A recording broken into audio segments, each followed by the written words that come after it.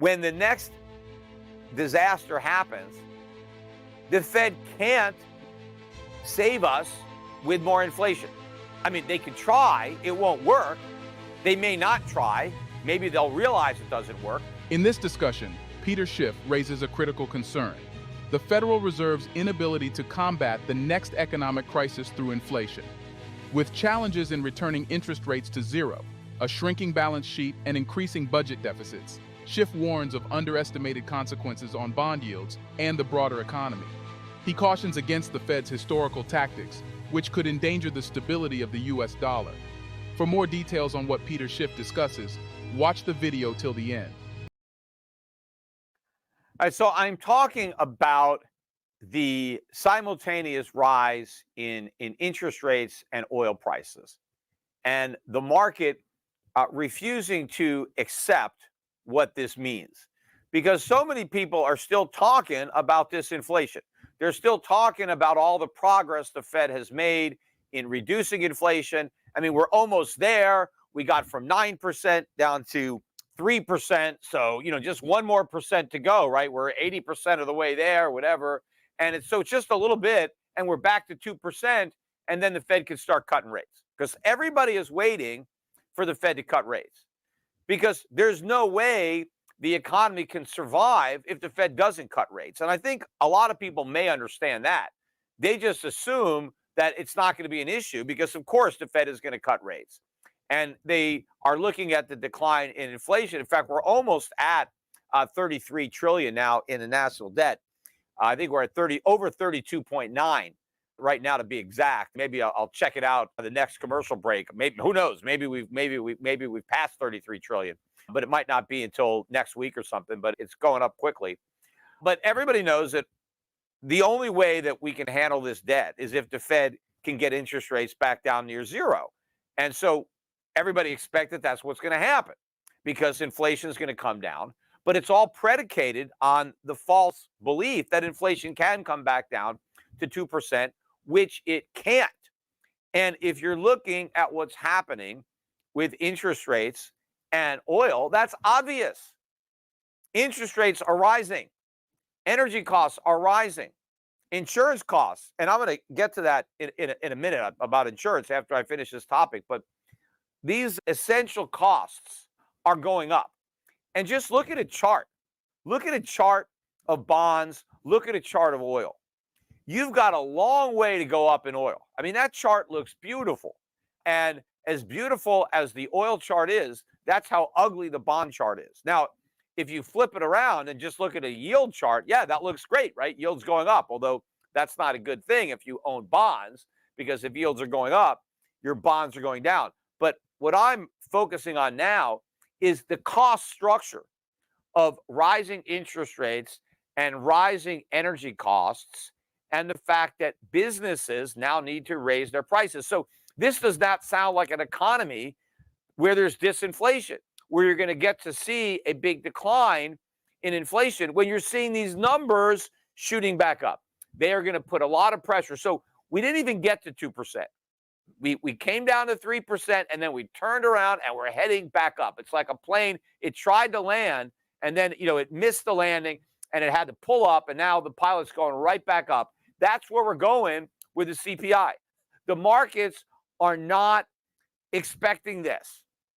Well, what investors are going to find out is that net's not there, or maybe it's got a big hole in it. And the reason that net's not there anymore is because inflation is not low anymore, or at least they can't pretend that it's low anymore, because the net has been inflation. That has been the reason that the Fed has done everything. The only way they were able to bail us out of the 2008 financial crisis was by creating inflation, right? QE, that was inflation. That was their big plan.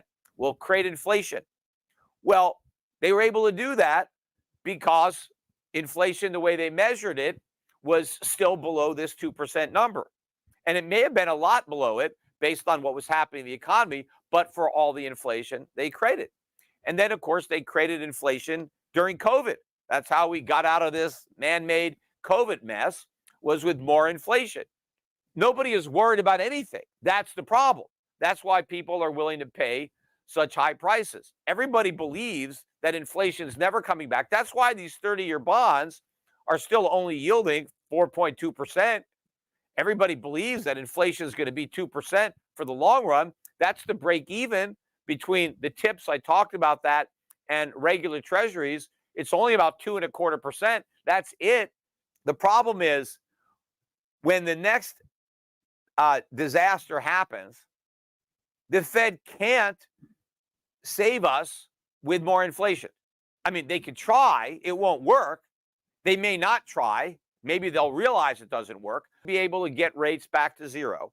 They're not going to be able to launch another round of QE. By the way, I noticed the balance sheet was down again last week. We're almost at 8 trillion even. We're still above 8 trillion, but we've almost lost an entire trillion from the balance sheet. And that is one of the reasons that bond yields have risen to the extent that they have. But obviously, if we're going to get the balance sheet down to where it was just pre-COVID, we still have another 4 trillion, 4.5 trillion to go to get it down to where it was before COVID. I mean, it's still too big, but at least get rid of the COVID stimulus. But imagine where bond yields would be at that point if they're where they are now, and we've only gotten rid of $1 trillion, if we have to get rid of another 3 trillion. And by the way, the budget deficits, again, are much bigger now than they were a year ago. So it's not just the Fed that has to sell a lot more bonds. It's the U.S. government that has to sell a lot more bonds. And a lot of our creditors have bonds that they want to sell too, U.S. government bonds that they don't want anymore. If the markets do manage a rally, it will only be in nominal terms because the dollar will be getting killed. Gold prices will be going through the roof. So if you try to measure U.S. stock prices in terms of another currency, or more precisely in terms of real money, in terms of gold, you will be seeing an unprecedented collapse in stock prices. I mean, you'll have to go back to the crash in 1929, because during that period of time, from 1929 to 1932, in terms of gold, the stock market, I think, lost 80 to 90% of its value in terms of gold. And in fact, in terms of dollars too, because the dollar was backed by gold back then.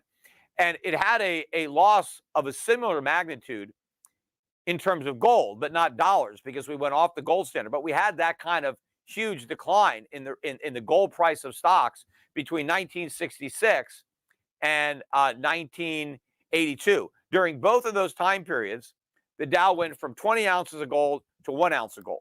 That is a massive decline. And that is the same type of decline that we're going to get this time around. And imagine that. Imagine the Dow being worth 1 ounce of gold. Because, you know, where is the Dow right now? What, 35,000, 36,000? Let me get I forget the exact price. Let me look at it. Because gold, we know, is about 1,920. So it's not quite 2,000. And the Dow is not, it's 34,000 and change. But in order for the Dow and gold to be the same price, the way they were in 1932 and 1982, right? Because in 1932 and 1982, 1 ounce, the Dow was about 20 and an ounce of gold was 20. And in 1982, the Dow was about 800 and gold was about 800, right? Pretty close. So if these two are going to meet, where's it going to be? I mean, what if they meet at where Dow is right now, 35,000? That means gold has to be $35,000 an ounce, right? It's only $2,000 an ounce. Now maybe they meet at 20,000. Dow 20,000, gold 20,000. That's still a huge drop in the Dow, and it's a big drop in gold. But what if the Dow goes up? What if there's so much inflation that the Dow goes to 100,000? Well, that's not going to mean much if gold is also $100,000 an ounce. That's what you have to understand, that a nominal gain can mean nothing if it's eviscerated by a real loss. And you can see the magnitude of the real loss by measuring prices in real money, gold, as opposed to fake money. Peter Schiff's insights shed light on the Federal Reserve's limited tools to address future economic crises. As we navigate the challenges of a shrinking balance sheet, mounting deficits, and potential consequences for bond yields, Schiff's warnings serve as a reminder of the complexities and risks inherent in monetary policy. The impact of these factors on the economy and financial markets remains a critical topic for ongoing analysis and consideration. Thanks for staying with us, and please like, share, and subscribe to our channel.